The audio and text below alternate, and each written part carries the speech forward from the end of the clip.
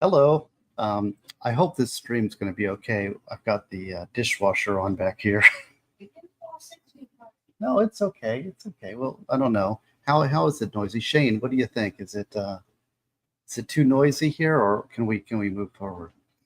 I'll let you decide. Anyways, maybe I'll move this a little closer and see if that helps.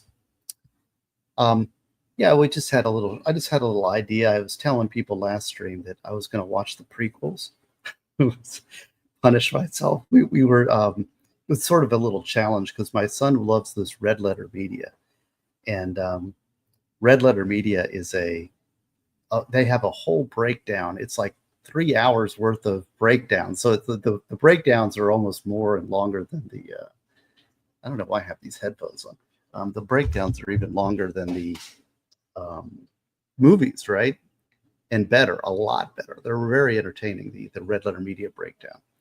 So he was asking if this is too annoying. Tell me, and I'll turn it off or shut down. But so he was asking about watching these movies, and I'm like, they're really bad. He's like, oh, come on, they can't be that bad, right? So we watched three prequels in order, right? The Phantom Menace, Attack of the Clones, and what is it? Revenge of the Sith. So we watched those three movies, and I thought I would share with you because I know that there's some Star Wars fans, and if you love the prequels, this isn't the video to be watching because I may be mocking them some. And I don't know how long we've been actually picking up. There's a show we're watching called Daredevil, which was since we had to sign up to Disney to watch these things, which we're going to unsubscribe as soon. So we picked up on this show called Daredevil, and Daredevil is really good. So far, I think we're 2 or 3 episodes in. So far, it's really good. My wife says it's a guy show, so that's cool because my son and I are enjoying it. She goes off and reads, but yeah. So I was just done. I was watching over on Nick Staro's channel. He had a really interesting thing with this CNN defamation trial with a lawyer there. Really good information and good stuff. Incoming Nick raid, yes.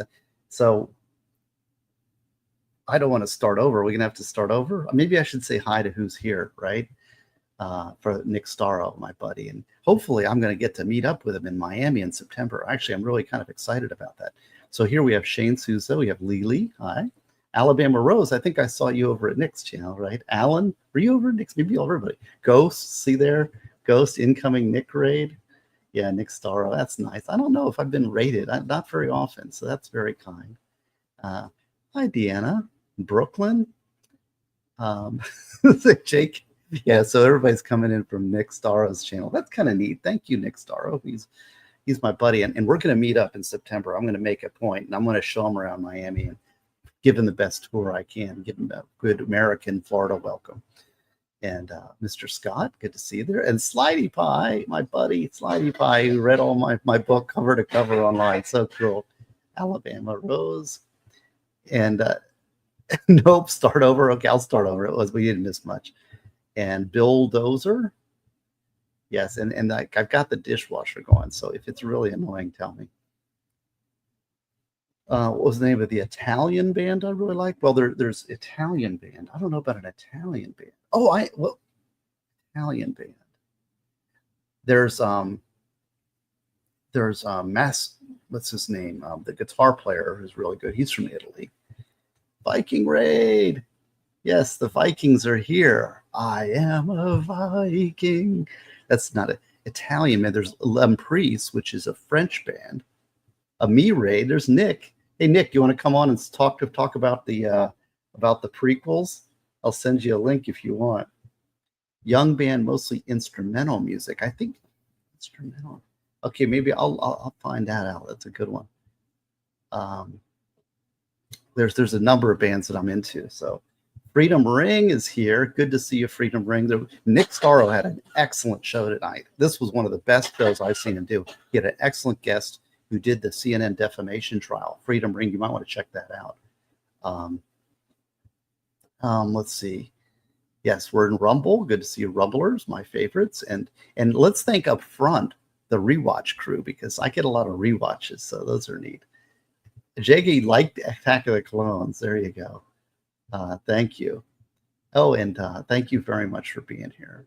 Brooklyn. I have a Brooklyn Spectre. I always think about that when I see Brooklyn. Yeah. Bulldozer on at 9:30. I don't know if I'll be able to go that. I'd like to need to go. Yes, I know. And you're right. See, okay, so Nick's put in his thing. Yeah, I'm saying I'm going to give Nick a grand Florida tour of Miami when he gets in here. Good to see you, Alex. This is nice. All the Nick folks. Jay Liebgott. All right, so let's start over, and I'll be more brief and more to the point here. So, yeah, Ghostery is here. Rumble spinning. And Nick's coverage was good, but his interview it's the coverage. You know, being lawyers, you watch trials, it's like snore. But this he was kind of a behind the scenes on the thinking of a very good lawyer who did this trial, and I asked some lawyer questions, and he answered. And it was very good because the case is over, so he can kind of talk to you. Good to see you. Yeah, Jeff's the Vice Squad, folks. I know the Vice Squad rules. The Vice Squad is still here and living, and I'm one of the. I love the Vice Squad. The Vice Squad was my home, and I love the Vice Squad chat. That was always my favorite chat. And I want to thank you being for here and being positive, because I love the positive folks and the people that are watching this because they enjoy what I'm doing. You guys are welcome. There's a lot of people that just want to watch this just to hate on people. Isn't that crazy that you'd watch somebody to hate on them? T-Rex. Now, I did meet T-Rex. Let me see here. What do we got here? Did the lawyer address whether settlement officer may pre-trial? I don't know what that is. I don't know what that is. My speculation, and I don't think he did that, but my speculation is that that this client did not want to settle for something too low. He obviously had big damages, but also that he wanted the vindication that a trial would result in. So his career was destroyed by CNN, who just hates people, like our media does. And I would suspect, and he didn't address this, but this is Gosney's speculation, is that once he got his verdict from the jury, then settlement became a much more real thing for the client, the plaintiff in this case. So if he had settled pre-trial and not had that vindication, it would not, it's like, well, they just paid him some money, made him go away. And maybe his life is, more complete because he's got money, but his reputation wouldn't really be restored the way a good verdict would. So, yeah, that's what I would suspect. I'm not, because you had another typo, Freedom Ring. I don't think that's quite what you said. Yeah, but I think that's right. And she's saying punitives are capped at 3 times compensatory. So punitives, not the 30 word. We're probably 15 million, and she's suspecting 15 million. So, okay, and good. Alabama Rose doesn't hear the dishwasher at all. Yeah, Freedom Ring, that was a bad typo, wasn't it? Let's see. Yeah, so Nick is still here. Hey, Nick, man, I loved that. Was one of the best shows I've seen you do in a long time, and that's saying something, because Nick Starro has been covering really interesting trials, and everybody seems to go for the shiny penny. They always find an interesting trial, and they go, and everybody kind of follows along. But Nick seems to find these little buried gems that nobody else is covering, and then he becomes the expert. He's committed, he sticks with them, and then by the time everybody catches up and said, you know what, that's a pretty good trial, Nick's way ahead of him. So I really have been impressed with Nick Starro's trial coverage. I think he's really moving up on the LawTuber chart. Of course, I'm moving on and off. And I asked this question, we'll get back to Star Wars in a second, but since we're talking, I asked this question, like, why do lawyers participate in LawTube?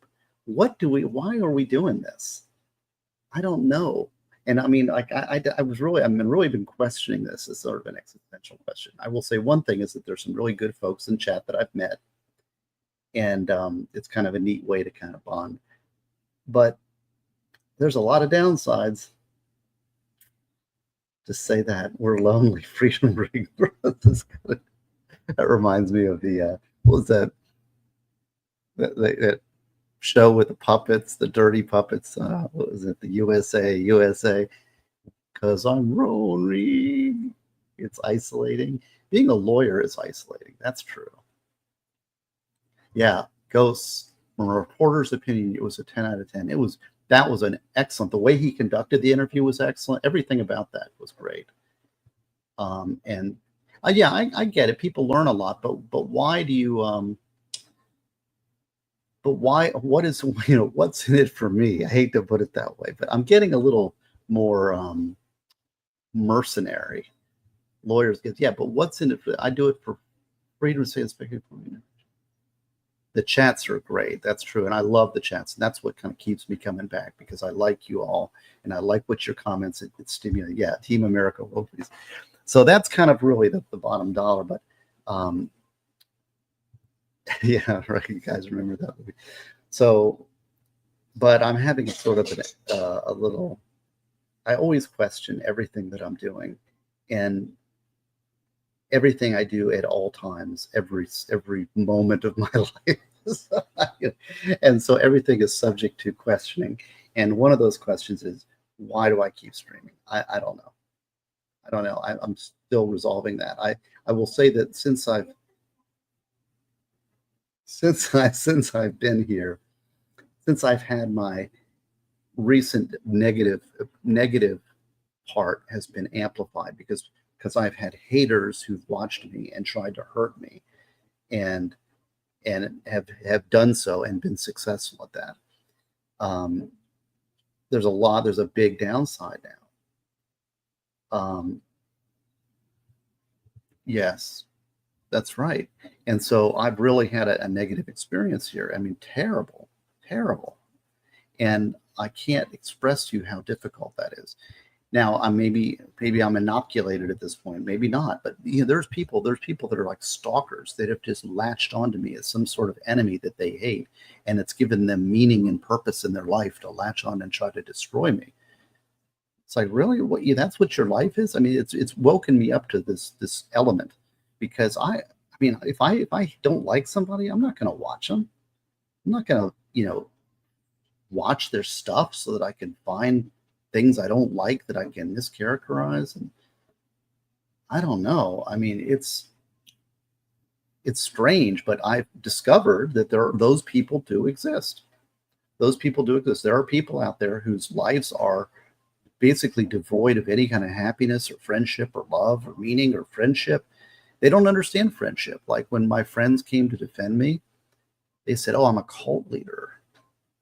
Really? And they picked up on everything, every little thing that I did, and every time I misspoke or said something wrong or made a joke that people didn't get, it was all of a sudden blasted all over. So, yeah, I mean, here they've got. So, I mean, there are people whose lives are motivated by that. I mean, that's something that learn. I mean, the part of it is we observe the world through how we perceive the world, right? So the way we perceive others, I look inside myself and perceive others through that understanding, right? But there are people that just completely think differently. And I'm glad I've got friends, and I know that there's a lot of people in my chat that are friends. MLS. Hey, MLS, do you want to come on and talk Star Wars? I'm inviting all my buddies here. Yeah, does anybody want to come in and talk the Star Wars prequels with me? So that's a learning experience. And I will say to anybody that's thinking about streaming or going on this public and being out in public, think twice and 3 times and 4 times, because there are people out there who will just try to hurt you. And I don't know. I mean, I'm just giving you the other side. Kaiser's here. Good to see you, Kaiser. Anyways, thank you, Slidey Pie. You're very kind. Yeah, your stream didn't get censored, and you read the whole R-rated version, right? Anyway, well, let's talk Star Wars prequels, will we? Okay, so I'll start over, because this stuff was just talking that I didn't expect Nick Starrow's stream to be so great. That was really good law stream, and it was only an hour. So here's my question. Here's the thing. I watched. Oh, I can tell you some stories about my stories about the prequels and about Star Wars generally. All right. Now I'm a Star Wars fan. I'm a Star Wars fan, and I love when I was a kid.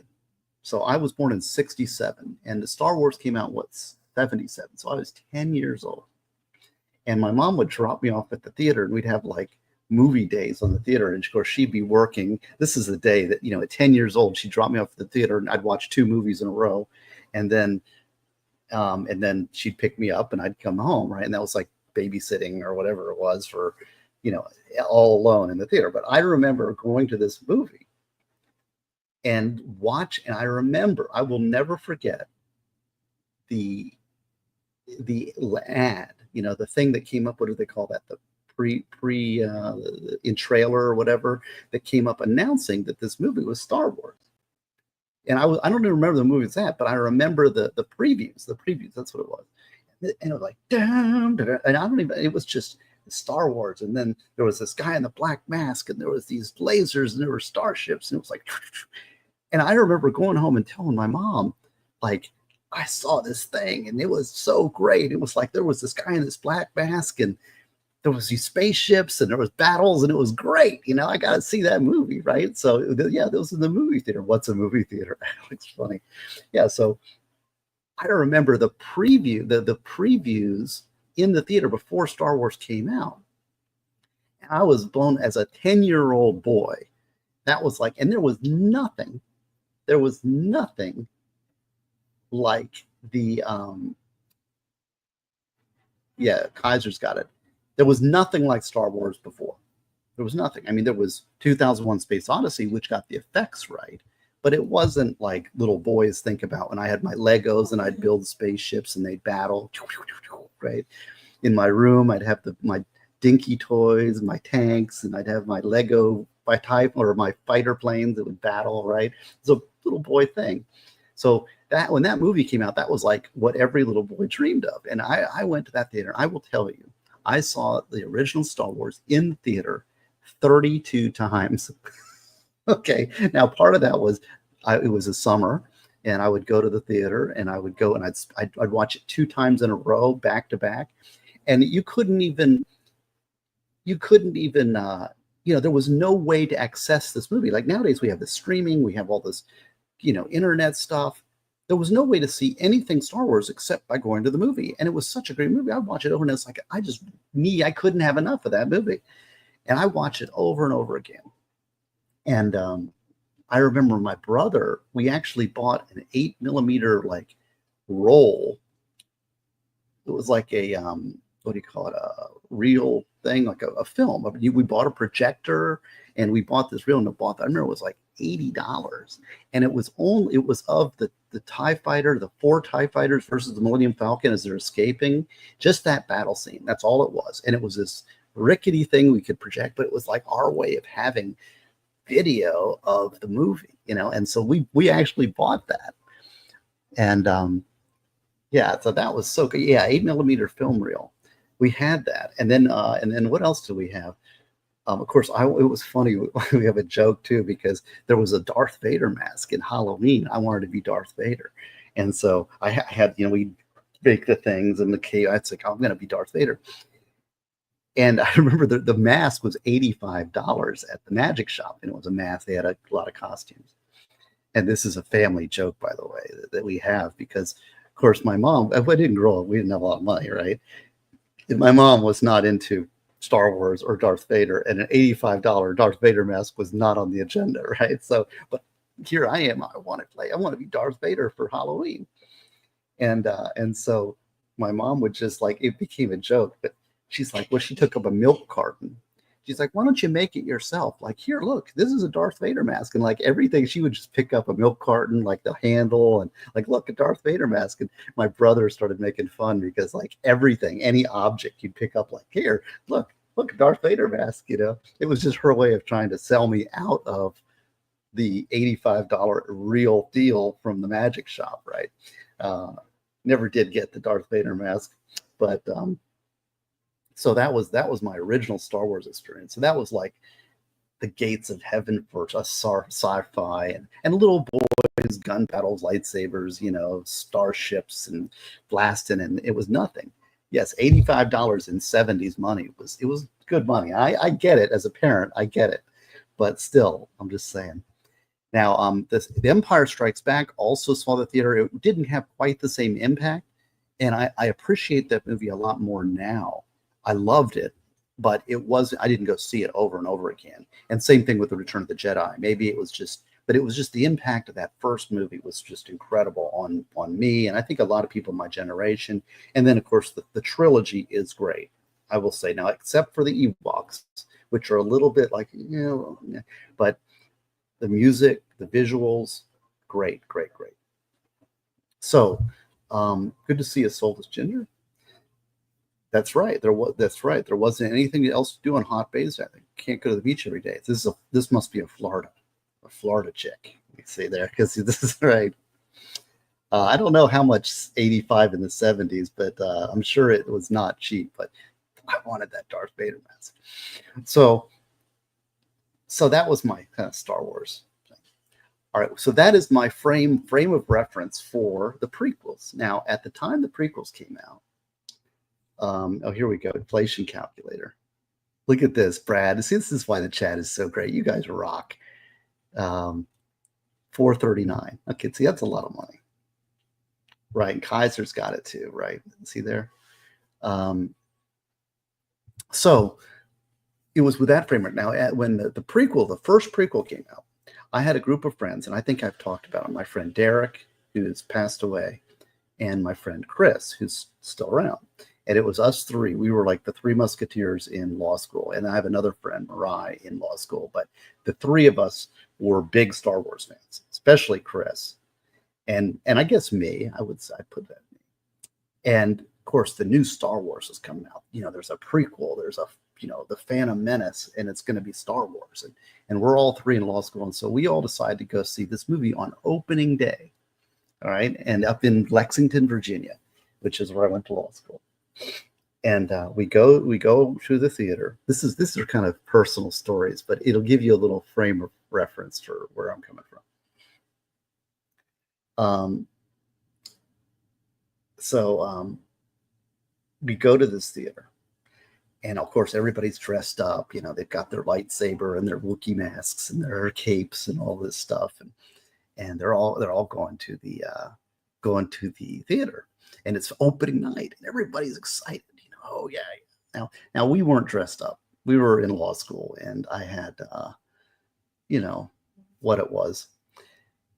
But we go to this theater, but we're amped because it's like another episode of this great series. And we go to the theater, and we all sit next to each other. And it's funny because Derek and Chris and I might have told you, but Chris is a kind of get along. He wants everybody to be happy. He's very nice guy, and Derek he was the most likable guy you've ever met in your life, unlike Gazdi here. And we were sort of three very opposite people, but we got along real close. And so we went to this thing, and I remember watching this movie. In the beginning of it, of course, it starts out, and it's got the scroll and it's got the opening, and so it's like, oh, okay, this is Star Wars, right? And then it starts going, and I'm kind of like confused.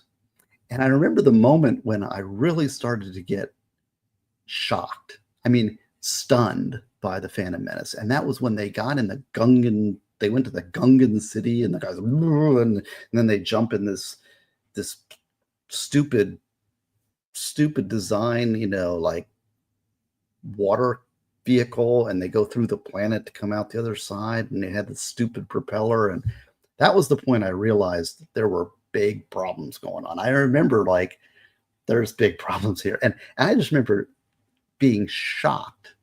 I mean, literally stunned by what was going on. I could not believe what I was watching. It was just terrible. I mean, just terrible. I was like, whoa. But I was so stunned I couldn't even talk. I was like, and we were just sort of watching it, and nobody was saying anything. And there were people kind of like, yeah. And I remember we were walking out the theater. So at the end of this thing, we walk out the theater, and it's Chris and Derek and I. I remember Chris, or I couldn't even say anything. I didn't even know what to say. I was so stunned. And Derek looks over at me. He's like, "That was not good. That was not good." I mean, and it summed it up perfectly. And it was just like, it's just so perfect the way he said it. And then, of course, my friend Chris, he's trying to like, well, there's that one thing, and he's trying to like smooth it over because he's still a Star Wars fan, right? But it was just not good. So now that was my memory. And of course, then we had the same sort of arc that the Red Letter Media did. So the first one was stunning. It was shocking. The second one was disturbing. It was so this, right? The second one. A few more minutes, right? And then the last one was like a sludge obligation. All right. So that was, we watched it because it's like, all right, I know this. Because the second one, you're like, maybe he's going to make it better, right? But then the third one was just, we went out of obligation. And I'll tell you, I went to, so then the next ones, and there was, I forget what the following, there was another one, was a remake of the first one where Han Solo died. And then the one out, and then I think I tapped out. I think I was like, I'm not ever going to go see it. They're going to have to really convince me to spend any more money towards Star Wars. And so I think I tapped out after the movie, right after the prequels. I don't even remember the Kylo Ren one. So, and I haven't watched any of the other Star Wars movies. We might watch some more of them because we have Disney signed up for a month. But yeah, this is right, Mr. Scott. Thank you. Yeah, Matteo Macuso. He's from Italy. You're right. That's who I thought you were talking about. But I like some foreign bands. Like Vanderson from Poland is really good, and Kinga Glick from Poland is really good, and Limprice from France is really good, and of course Ginger's from Ukraine.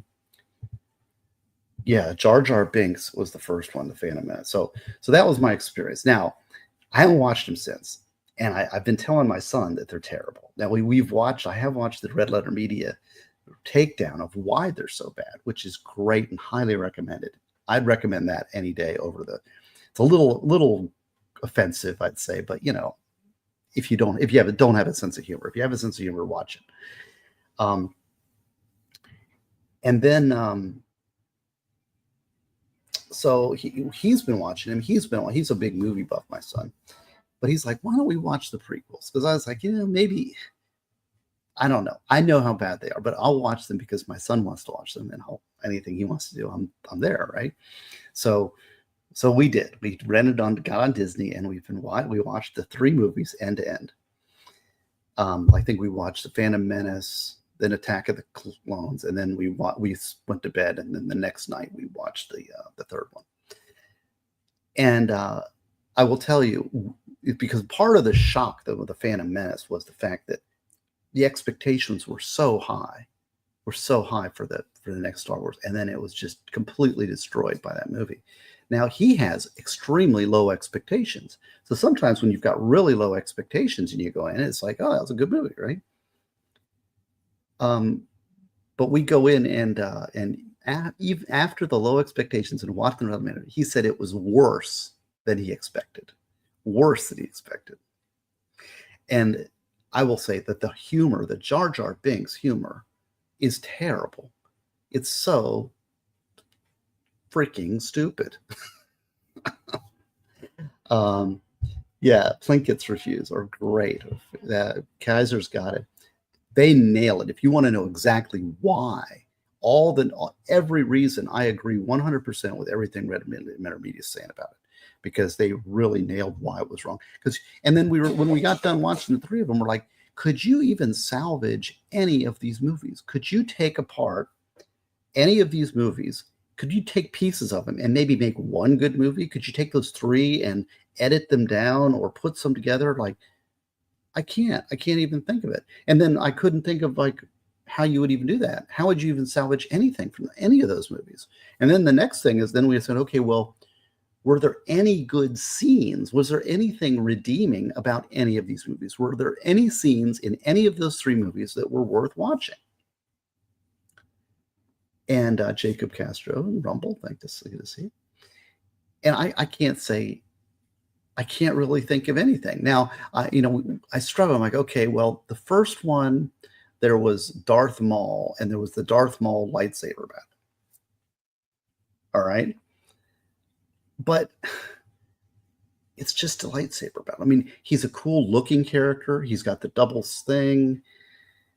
It was choreographed well, and it wasn't too long and boring. So I guess that's it. But he never really talks. There's really no character development. He's just this kind of standard issue. We hated the speeder race. It's just terrible. Speeder race where half the people die and you're going to put your little kid in there, and the mother's okay with that. And then they leave mom. They leave mom just to be a slave until he grows up, and she's kind of forgotten. I mean, and the Jedis endorse slavery. I'm of the opinion that the Empire were the good guys. The Jedi were evil. They were horrible. Now, okay, so I would say maybe that lightsaber battle, maybe, and then of course the Emperor was great. The Emperor was the only real character that I understood. He loved being evil, and that the actor, he was just like so. And he's looking around. There's all these stupid people, stupid Jedi's, and stupid everybody, and he's just taking advantage of all of them, and he's just reveling in being evil. I get it, right? I've seen it, right? Like there might be some Miami Herald people that are like that, right? Just love being evil, and they have no care. He wanted to torture and hurt people.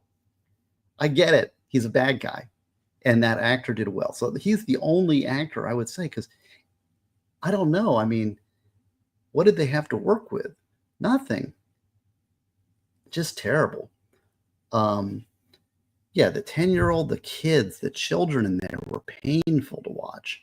The younglings thing is terrible to watch. The actor that played the Anakin Skywalker, he was just cardboard. He was so unlikable and just so full of like, oh, if you're hateful, you're powerful or something. And he's so hateful. And everybody's so blind, they can't even see that. It's just, yes, this is the thing. Kaiser's got it right.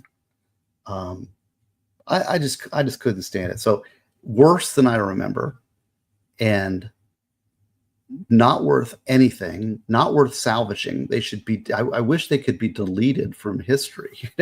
Just because there's nothing redeeming. There's nothing that comes out of them that's worth anything. I don't understand how they could spend so much money making junk. It's amazing. I guess they made money. I don't know how anybody likes them. So that's my opinion. So what else? What else is there to say? Kaiser called it. Yeah, Kaiser's my man. Yeah. Sex in the City reboot. The original series was good. Nothing afterwards was anything. What's pretty good is Mad Men. I want to see Mad Men. It's pretty cool. So my son said they were worse, and so he was coming in with extremely low expectations, and we're trying to, it's just it was more enjoyable though. I will say it was more enjoyable watching it back, because we were just busting on the movie, every one of them. We were mocking them and making criticisms and just hating on them, and so for that, it was a male bonding experience with my son. Right, we got to watch these movies and just hate them together. We actually watched the original Mad Max together, and he was like, Mad Max was a work of art compared to these prequels, and it was done on a really low budget. The original Mad Max, and I was trying to explain to my son, he's like, it's so boring, and there's only like one action scene in it. But when you were a kid growing up, the entertainment wasn't as ubiquitous, and we would watch at late night TV, and like Mad Max is on, and there'd be the one or two cool scenes. Yeah, it was clearly poorly directed. I don't know if George Lucas is a good ideas man. I don't know, but I'm questioning that. I think that the best movie was Empire, and he didn't direct that. I don't know.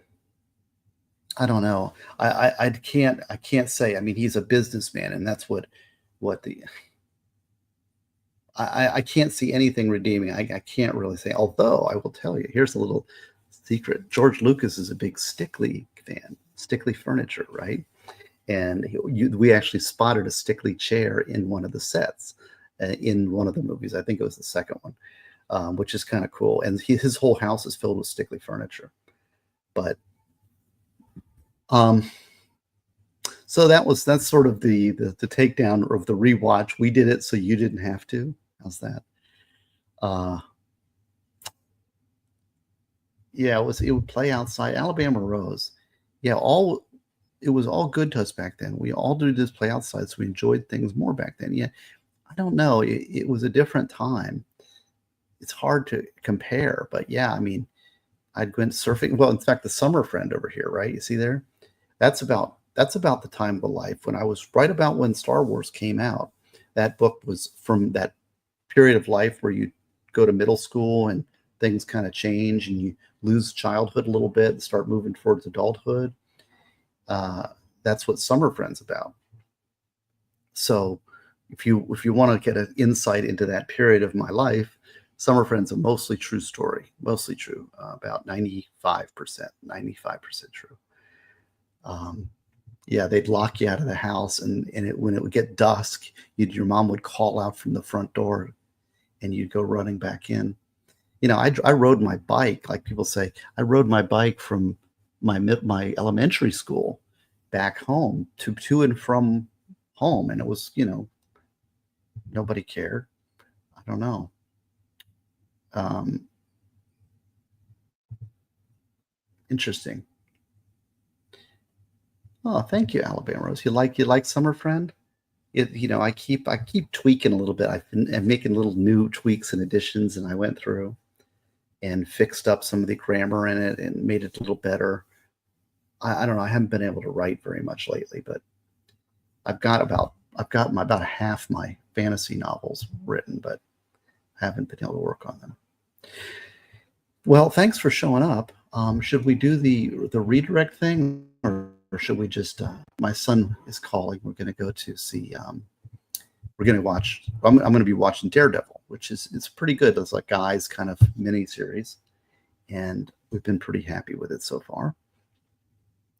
Oh, and I did want to also uh, lay out something else that's happened, and this is sort of another one of those generational things, maybe, but I wanted to shout out to John Sykes. John Sykes was a really great guitar player who you may not know about, but he passed away recently, and he was I'd say he's one of my favorite guitar players. Just I love the way he played. Really appreciated his playing, and he was buddies with Tony Franklin. They did a group called Blue Murder together, and Tony Franklin's one of my bass heroes, and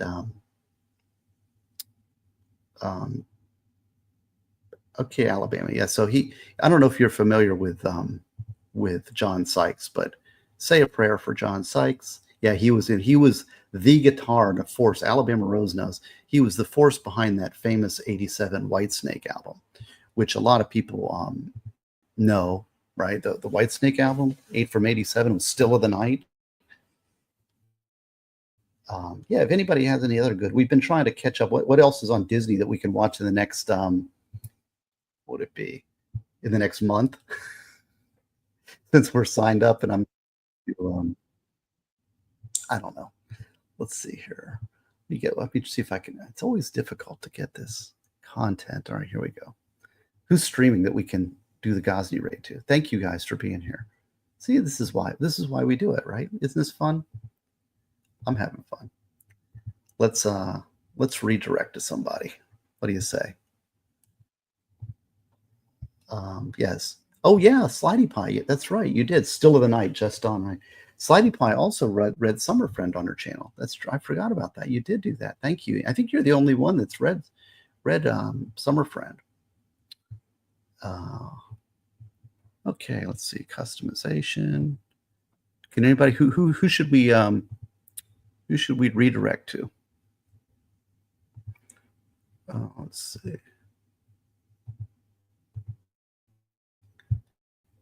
You know who's streaming? Come on, chat.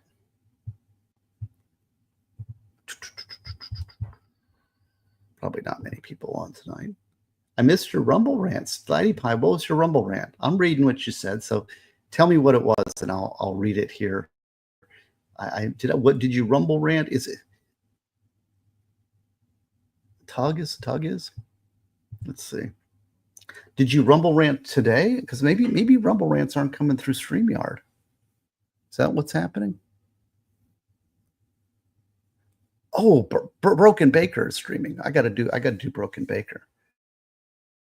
Okay, here we go. And then I'm also gonna go back and see if I can find Slidey Pie's chat. Let's catch up because I don't want to miss a Rumble rant. Let's see if maybe it's this thing still not working so that the chat doesn't. Slidey Pie. Oh yeah, best memories when you don't get what you want. So Slidey Pie, thank you for the Rumble rant. The best memories are when you don't get what you want. Interesting. I guess you're referencing the. Yeah, I'm sorry if I missed any Rumble rants. I didn't realize that. All right, so let's restream to Broken Baker. That's a good one, because it's his birthday, and we got to say happy birthday. So go over there and say Gosney Raid, and then say happy birthday to Broken Baker. I think that's a good one. Fair enough. Rumble rant is inside the Rumble chat too. Yeah, I don't know. Sorry about that, Slidey Pie, but we got it. Thank you for alerting me. It wasn't intentional. All right. Well, you guys have a good night. I'm going to go do some watching with my son. See you later. Good night.